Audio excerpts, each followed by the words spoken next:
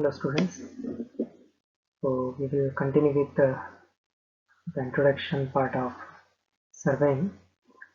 So in the last class we have seen what is surveying, and we have seen why exactly surveying is required, what is the necessity, what is the objective of surveying, and you know why as a civil engineering surveying is so important for all of us. Now let us continue with our discussion. I will discuss about classifying the surveying in this present class. Classification of surveying is actually a very major part of surveying. To begin with, we'll start with the major classifications. That is, surveying is classified as plane surveying and geodetic surveying. So here, actually, these cannot be treated as the classification, but on a broader note, surveying has been classified as plane surveying and geodetic surveying. So if a surveyor wants to carry out surveying work, so his survey may be either be grouped into plane surveying or it can be grouped into geodetic surveying. What is plane surveying and what is geodetic surveying? Let us see that first. Plane surveying has something to say in its name. That means everything is considered as a plane. A plane is something which doesn't have any curves on it. So something which is horizontal can be treated as a plane. So plane surveying, here the earth is considered as horizontal. Everybody know that earth is not exactly a plane structure. Earth has got a spheroidal shape. I have something to show you. So earth has got spheroidal shape. So it is something spherical, not exactly spherical, but it is somewhat spherical like this. Here in plane surveying, Earth's surface is not considered as spherical, it is considered as horizontal. Even though the Earth's surface is not horizontal, it is considered to be horizontal. Now, of course, you may say that why it is so, why we need to consider Earth surface as horizontal. Of course, considering Earth's surface as horizontal will solve number of complications. Like when we study mechanics, we considered an object, like for an example a steel rod or brick, you can say. When I want to examine brick, I will consider brick as one object, even though brick has got number of minute particles, and those minute particles will behave completely different from one another. For an example, if I say I have a brick, and if I want to know what is the strength of the brick, what I will do is I will take the brick, I will test it in a machine, I will apply the load on the brick, and I will see how much maximum load it can take.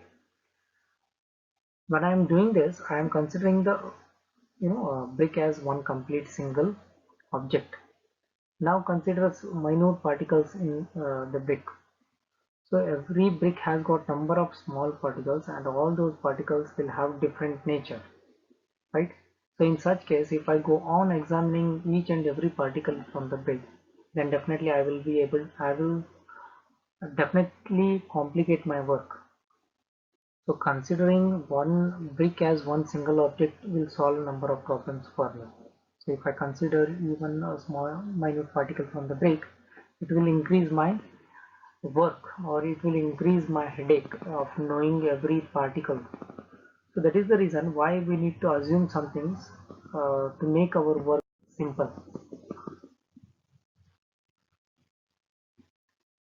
So in such case, when I have to consider Earth as plane, then I have to assume that Earth surface is a plane surface, and that is what the objective of plane surveying. And in geodetic surveying, the Earth surface is considered as spheroidal shape, as the Earth is. So we will not consider Earth as a flat surface. Rather, we consider Earth as a spheroidal surface. So that is the main difference between plane surveying and geodetic surveying. In plane surveying, Earth's surface is considered as flat, and in geodetic surveying, Earth's surface is considered as spheroidal shape. So as I have told you. So to classify them, or to have a difference, clear-cut difference between the two, I have a slide here right now which differentiate between plane surveying and geodetic surveying. So if you just see on the left side, you have the properties of plane surveying. When you are carrying out surveying, considering Earth as a flat surface, you have some of the properties. And if you consider Earth as a spheroidal shape, then it is called geodetic surveying. Then there are the properties what we have here. So to begin with, the plane surveying, what exactly the properties are. So on the top image, if you can see, you can easily understand from the image that plane surveying consider Earth as a flat surface. So geodetic surveying considers Earth as a spheroidal surface. Okay. Now, the first property of plane surveying, Earth surface is considered as a plane surface. As I have told you, even though Earth has got a somewhat spheroidal shape, it is considered to be flat. So the curvature of the Earth is ignored. Even though the Earth's surface has got some curves in it, it is considered to be flat, ignoring the curvature. The line joining any two stations is considered as a straight line. This is very important. So imagine if I have 2 points drawn on this particular Earth. I have one point here, another point here. So if I join these 2 points, I will definitely have a curved line. It cannot be a straight line, but in plane surveying, it is considered as a straight line. Why it is considered as a straight line, I'm going to explain you later. But remember that even though there is a curved line, it is not a curved line, it is going to be considered as a straight line. The triangle formed by any 3 points is considered as plane. So the earlier point is to say that the line is a straight line. Now comes to the area that is considered as the minimum number of points required to form an area is 3. So 1, 2, 3. If you have 3 points, so when you join those 3 points, you will get a triangle, a surface, you can say. So that surface formed by any 3 line will be a flat surface. It is considered to be a plane, right? So that is what this point says. The triangle formed by any 3 points is considered as a plane. Now, the angles of the triangle are considered to be plane angles. So when you form a triangle, so this triangle will have 3 angles in it. So these 3 angles are considered to be plane angles. They are not curved angles or spherical angles. They are plane angles. And this is plane surveying is generally carried out for a area, smaller area, which has got less than 250 square kilometers. So when you have, your area of survey less than 250 square kilometers, then this particular plane surveying is preferred. 250 square kilometers is a very large area. So it is 10 kilometer by 25 kilometer. Just imagine 10 kilometer by 25 kilometer. Such a large area when you are considering. So even though you have such a 250 kilometer square of area, still plane surveying is considered because the variation will not be very much, right? So in geodetic surveying, generally Earth's surface is considered as a curved surface, as the ball right now what we have. So the surface is considered as curved as it is. There is no assumption as the Earth's surface is. The curvature of the Earth is taken into account because there is a curvature for the surface of the earth, which is considered in this. The line joining any two stations is considered as a curved line. See, here if you have one point, here if you have one more point, if you join them, it cannot be a straight line, it will be a curved line. So that is what is going to be considered here in geodetic surveying. And the triangles formed by any 3 points is going to be a spherical triangle. It is not going to be a plane triangle. It doesn't form a plane. It forms a curved plane, that is a spherical plane, right?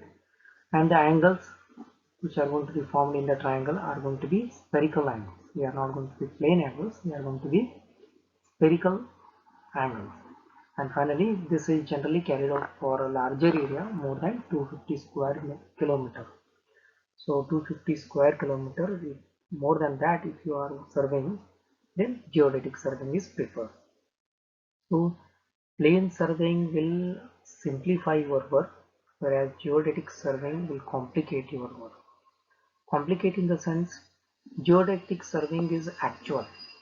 Plane surveying is the one which is assumed one. Here the earth surface is considered as a flat surface, so it solves number of problems, right? And just to clarify what might be the error if you consider earth surface as a flat surface, very minute error. For an example, imagine this is earth, there is one point here and there is one more point here, and imagine that the distance between those 2 points on the earth surface is 12 kilometer. So from one point to another point the distance is 12 kilometer. So if you measure the distance from this point to this point along the earth surface, it is going to be 12 kilometers, right? And if you join directly from this point to this point, straight line, without considering the earth surface, not measuring like this, measuring squaring of the earth.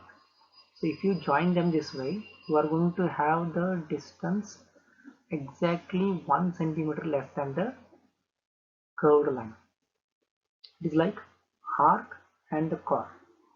So arc length is 12 kilometer, chord length will be 1 centimeter less than the arc length. See how small the error is. So for a length of 12 kilometer, the error is 1 centimeter. Such a small error. So considering earth surface as a plane surface will not compromise in accuracy. Accuracy will still remain intact because the error is only 1 centimeter for 12 kilometer length. So that is the reason why earth surface is considered as plane surface instead of curved surface. So it will simplify your work, and you are not even compromising on your accuracy, right? So that is the major classification of surveying.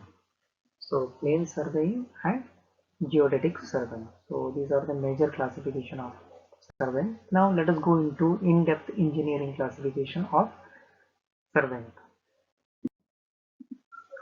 So actually classification of surveying is done based on three different criteria. So the first criteria is classification based on the nature of field of survey. On what field the surveying is carried out, based on this you have classification done. Then second classification is based on the objective of survey, why that surveying is carried out. Based on that you are going to have second classification. So the one which you are seeing on your slide is the first classification. It is based on the nature of field of survey, right? Second classification is based on the objective of survey, and third classification is based on the instrument what you are using for surveying, right? So three classification. One is nature of field of survey, second one is objective of survey, and third one is instrument used. So you are going to see them in detail in one of the slides. So the first slide is based on the nature of field of survey.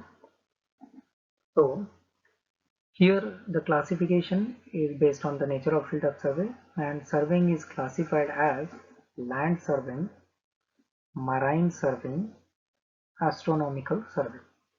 So It is classified into three different categories: land surveying, marine surveying, astronomical surveying. Land surveying means kind of surveying which is done on the earth surface, right? So the type of surveying which is done on the earth surface is treated as land surveying. Second surveying, that is marine surveying. So this surveying is carried out in water, as the name suggests, marine or hydrographic survey. So marine surveying means something which is done in underwater. So something which is done for the construction of some kind of dams. So you need to carry out surveying underwater. So for navigation purpose and to supply water for the canals, to supply water for your houses. So any kind of surveying done underwater is considered as marine surveying. So here even the harbors, docks are being constructed underwater. So such a surveying carried out to construct those can be treated as marine surveying. And astronomical surveying is something which is done, keeping some celestial body as the reference, like celestial bodies like sun, moon are the reference for Earth. So considering moon as one reference, and if you want to mark a point on the Earth surface with reference to sun or the moon, then it becomes a astronomical surveying. So locating a point based, can say that absolute location of a point. Absolute location means exactly. So absolute location has to be with reference to very far object. Very far object in the sense sun, moon, these are the far objects for us. So keeping sun as a reference, if you mark any point on the ground, then it becomes a astronomical survey.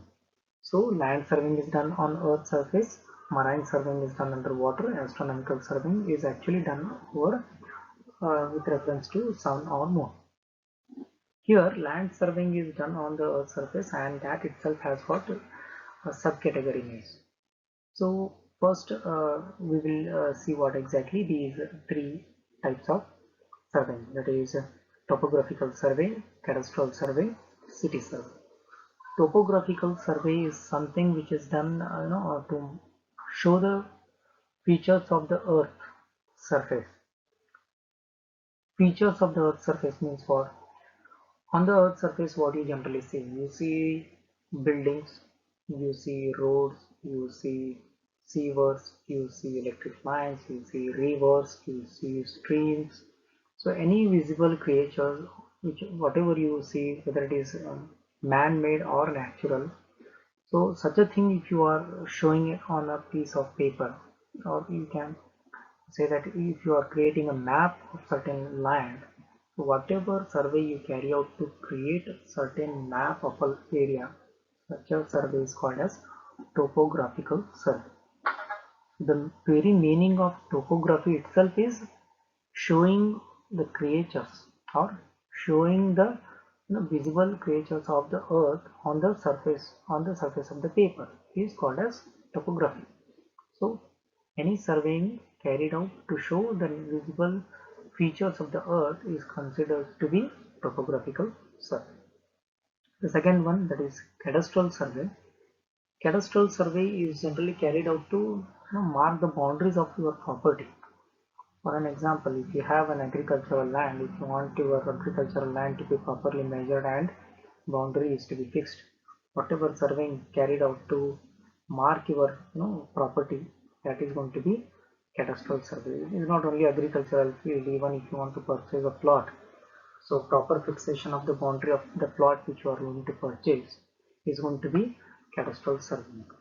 Then the third one, city survey. City survey is generally carried out to mark, the roads, the sub roads, major roads, and water supply lines and sewer lines. So all these things, if you want to mark them, then whatever surveying is carried out, it is called as city survey. So town planning is one more way of saying city survey. So proper town planning, if you want to have, then city surveying has to be carried out. So this is the first classification, which is based on the nature of field of survey: land surveying, marine surveying, and astronomical survey. Land surveying is further classified as topographical survey, cadastral survey, and city survey. I hope this is clear. So then moving ahead with the next classification. The second classification is based on the object of survey or objective of survey.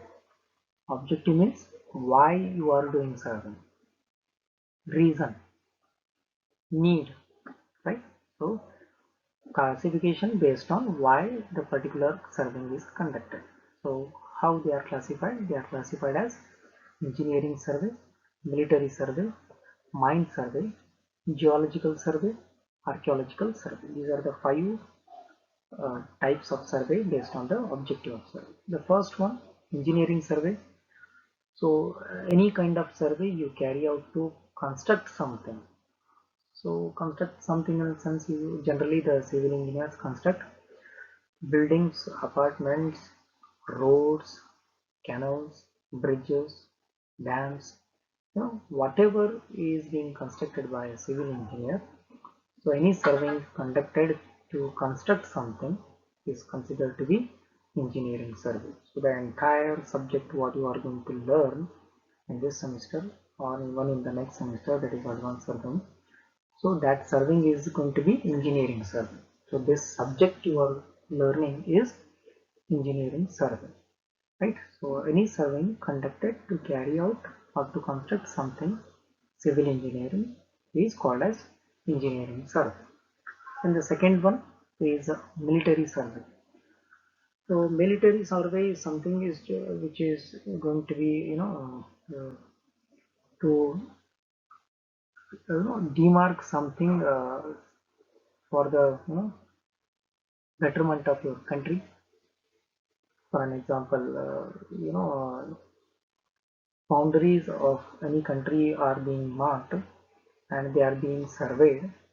And sometimes when you want to carry out such a survey, whatever construction or necessary preliminary surveying to be carried out will be considered as military survey. So to demarcate some strategic points of the ground for a particular country is to be called as military survey, right? So every military will have a particular civil engineer who will be working on the survey part of it. Okay, so the third type of survey will be mine survey.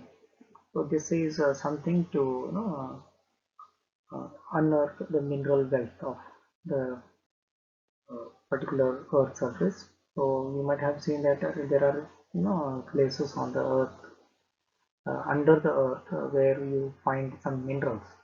So any survey which is carried out to find out where the mineral wealth is, such a survey is considered as mine survey. It is generally done by mining department. You might be knowing about mining department. So every state, every country will have a mining department which will carry out a mine survey to know where the minerals are. So, for an example, to have aluminum, to manufacture aluminum, you need the mineral called bauxite. And to find bauxite, whatever survey is carried out, where you find bauxite on the earth surface or under the earth surface, whatever survey you carry out to know where the bauxite is, so such a survey is called as mine survey. Then the next type of surveying is geological survey. So geological survey, geology means study of Earth's crust. So geological survey means, so it is a survey carried out to know the Earth's crust. So what exactly you have 1 meter below the Earth's surface, 2 meter below the Earth's surface, 3 meter below the Earth's surface, 4 meter below the surface. So knowing the Earth's crust. So even civil engineers should have the knowledge of geology, because when you start constructing larger buildings, you may have to go underground. So when you want to go underground for the foundation of large building, so definitely you should know what exactly the earth crust is. like up to what depth I have the hard strata, because I need to have the firm ground to place my foundation for the building. Black cotton soil is something which is not preferred. So when I have a black cotton soil, to what depth I should go and place my foundation, at what depth I will get my hard strata, so that I place the foundation there. So such things will come under geological part. So such a survey is called as geological survey. So geological survey concentrates on knowing the Earth's crust. Finally, the last one, the archaeological survey. So this is something done to to know something ancient. So archaeology, you might be hearing about the archaeological department of India, which unearth and antique things. So something which is antique which will be surveyed by archaeological department. You might have heard about an archaeological department unearthed this from this particular area. They found such a monument or such a idol from some place on the Earth's surface. So such a survey which is carried out to know the antique creatures on the Earth's surface is called as archaeological survey. So these are the 5 different types of surveys classified based on the objective of survey. Then finally the last one, classification based on the instruments used. So this classification based on the instrument used, a very simple thing. So whatever the type of equipment you use for carrying out the survey, so based on that equipment you are being given particular name for that particular survey carried. For an example, in the earlier days, chain was being used for measuring the distances. Now we use tape. Earlier we used to have chain for measuring the distances. So if you are using chain for measuring distances or carrying out survey, then it is called as chain survey. Nowadays we are not using chain for measuring distance. So instead of chain we are using tape. So if I am using tape for measuring distance, even though I am using tape for measuring the distance, it is still to be called as chain surveying, because chain surveying means the surveying carried out with the help of chain or tape, both.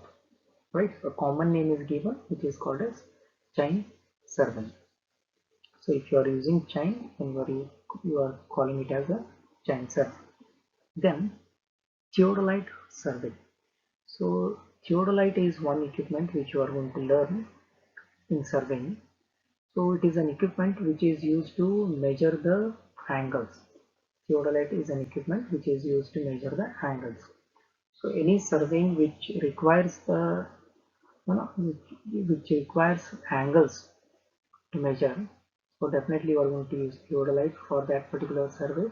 Then such a type of surveying is called as theodolite survey. Then traverse survey. So traverse survey is something which uses compass, the directions. So if you are using compass for measuring the direction of a particular line, traverse means series of connected lines. So if you have number of lines connected one to another, then it is called as a traverse. So number of times, every line will have different direction. So every line has to be measured with the direction. To measure the direction, you need compass, right? So if you are using compass and if series of lines are being surveyed, then it is called as traverse survey. Then the next type of survey is triangulation survey. So triangulation survey and traverse survey, they are very similar. Only difference is that in triangulation survey there will be a baseline and number of triangles are being formed, so that the total area is being measured. That is the reason why this is called as triangulation survey. So actually speaking, triangulation survey and traverse survey both are very much same. Then we have something called tachyometric survey. So tachyometric survey is something which doesn't use chain or tape to measure the distance. So even when you don't have chain or tape for measuring the distance, you can still measure the distance. So by using something called dumpy level. So dumpy level is one more equipment which can be used for measuring the difference between the two points. So on the earth surface, if you have 2 points, so what is the difference between the 2 points? So if you want to measure the vertical difference between the 2 points, you are going to use an equipment called dumpy level. Dumpy level, if you are using, then you are going to call it as a tachymetric survey. Then finally, the last one is plane table survey. So plane table survey, here you are going to use a plane table. So plane table is one equipment which generally has got a platform on which you are going to have a plane table. So there will be a stand and there will be a plane table on that. So plane table is going to be placed on a tripod stand, and then you are going to have the observations and drawing both at the same place. So observations of different points on the surface and transferring that to a piece of paper will be done simultaneously. So you have this one of the chapter in this particular semester itself in this subject as plane table surveying. You are on that particular topic, you are going to learn completely about plane table, right? So these are the classifications based on the instruments which are being used for the survey. So chain survey, geodetic survey, traverse survey, triangulation survey, tachymetric survey, and plane table survey. So this is about the classification. So remember what you have studied in this particular class. So there are major classification in the sense plane surveying and geodetic surveying. So in plane surveying, Earth surface is considered as flat. In geodetic surveying, Earth surface is considered as curved surface. You know why we need to consider Earth surface as flat, and what is the error you are going to have if you considered it as flat. Then you went into the number of classification based on nature of field of survey, objective of survey, and then instruments used. So based on the nature of field of survey, you have seen 3 different types. Then based on objective of survey, you have seen there are 5 different types, and then based on the instrument used, you have seen 6 different types of survey, right? So in the beginning of the classes, you have seen why surveying is important, what is the reason for studying this subject, what is surveying, and necessity of surveying. So now we have seen what different types of surveying you have, and in my further classes you are going to see the principles of surveying.